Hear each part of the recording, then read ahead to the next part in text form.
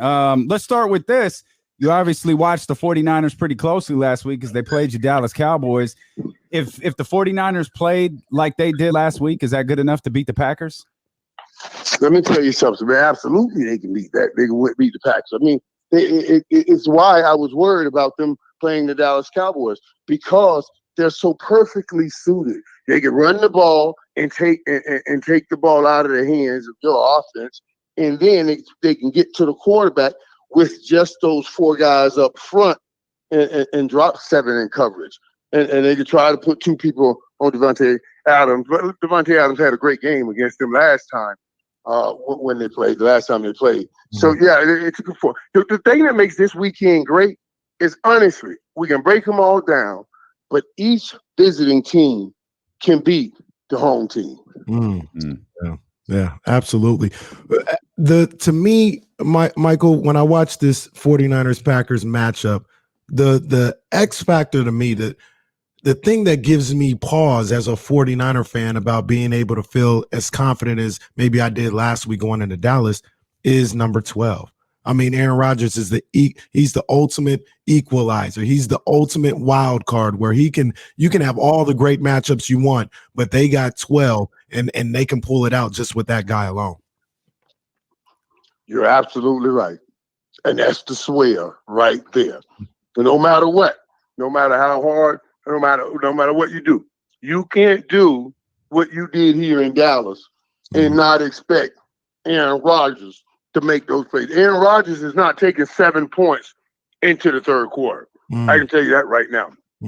So what San Francisco has to do is make sure that they get touchdowns and not kick those field goals.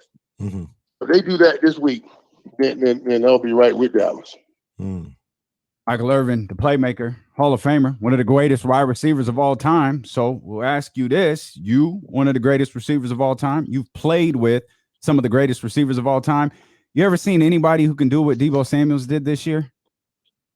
I absolutely not. Absolutely not. I mean, you know what I mean? And we'll go to Cordell Patterson right now because that's the most current guy. Cordell Patterson, though a good player, I don't think he's the receiver that Deebo is. Now he can run. He runs that ball from the Cordell run that ball hard too. He runs it hard.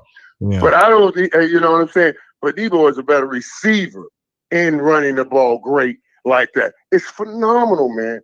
I said because I do a hit on the show in San Francisco. I said if they really wanted to, and I think he still should be, Deebo Samuel could be in the MVP talk almost every year with that skill set. Man, he's the real deal. He's the real deal. You know, Mike, I'm an old school 49ers fan. All right, so I went back to the 90s. I got things that got rekindled that brought back up to me this past week, back to the 90s. And I couldn't stand your man 80, Alvin Harper, talking bad about my man Jerry Rice. You know, I didn't like that. But, you know, even as a Niner fan, I couldn't hate on the playmaker. 88 was a bad, man. I love me some 88, man. I got a question for you. I appreciate that, my brother. I appreciate that. You were the truth. You were the truth. Like I was looking at you with green envy, like, oh, what's that 88 over here? That's the playmaker up there. Yeah, but now I appreciate it, but I fully understand and capitulate that the guy you had was Jesus in cleats. I'm not Alvin Harper. I don't play that game. Jerry Rice. When I saw, dog, let me tell you something, dog. When I saw I had Jerry Rice on my locker in college, and I was like, man, it's Jerry Rice. Every day I came in, I said, I got to match this dude one day. I had him in his dark uniform and in his light uniform at San Francisco. Couldn't wait to get a chance to match him. I finally beat him maybe, what it was, I don't know, 92 season, 93 season. Yep. I got receiver of the year. And but my first time going to the Pro Bowl. My first time going to the Pro Bowl, I remember Jerry Rice coming up behind me. He said, hey, Irv. I said, man, that's Jesus in cleats calling my name. I act like I didn't hear him. I said, make him call you again. Hey, Irv. I said, what's up? You know, I made him say it twice. So, man, I got so much love for Jerry Rice, man. He simply the greatest to ever do it. And for me, he embarks upon the greatest football player to ever play, just for what he is. I've always kept him on sacred ground. Yeah. Him and that Joe Montana connection. And this year, I said, as a matter of fact, last week or 2 weeks ago, that I placed Aaron Rodgers and Devontae Adams on that sacred ground. I won't even put me up there for the kind of combination, me and Troy, but for the kind of combination that those guys have, just like you were talking about. That's the tipping point, that number 12. And he got a bad man with him in 17. Absolutely.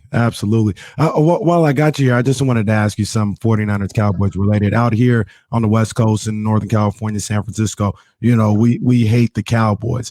But I also realize the Cowboys are a lot of people's rivals, right?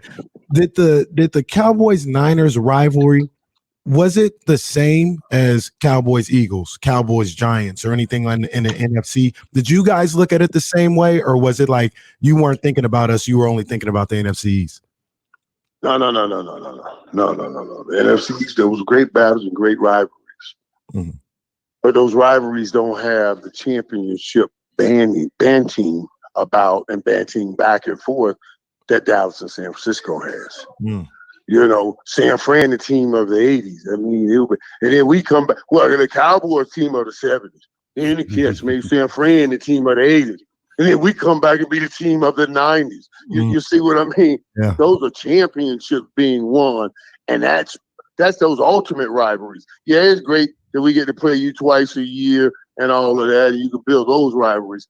Yeah. But those rivalries that are played in championships game, NFC championship game, and all of that stuff in playoffs like we saw last week. Yeah, that thing with San Francisco, that's the one. So you got the team of the 70s, 80s, 90s, all that. Who's the team of 2022? Well, listen, we're embarking on all that right now. And I'd be darned if y'all let Tom Brady do it again. Oh, Tom Brady was a team of the 2000s. But, he took 2 decades, didn't he? You know what I mean? He took the last 2 decades. He's lurking around this playoff. He's lurking. He's working on a third decade. There's no way Tom Brady is going to run 3 decades of football. There's just no way. Think about that, man. That'll be 3 decades of football. Man. It's craziness, man. Michael Irvin, we know you're on the move, man. We appreciate you carving out some time for us. You having fun with Stephen A? That was it may not have been enjoyable for you, but that was a fun watch on Monday, boy, I tell you. No, that was pretty crazy, man. That was pretty crazy. I went through something like that, dog. That was like, oh my God. And that wasn't part of the show. That was not part of the show. He hijacked the show and then hijacked and put a cannon on all the Cowboy fans and everything. And just, my God, that was. But this is what I told him, because I brought him on my podcast, and I was trying to break it down. I asked where all of this thing comes from. He said, "You saw it. Look at those guys. Look how they acting about a football game. It's a football game. Ain't nobody dying. Ain't nobody, ain't no COVID. They go, it's a football game." I said, so now wait. So you're holding it against them that they got that kind of love for their team. You know what I mean? Come on, man. That's what the Cowboy is. That's what that Cowboy stuff is all about. They got that kind of love for their team. I felt bad for my peeps.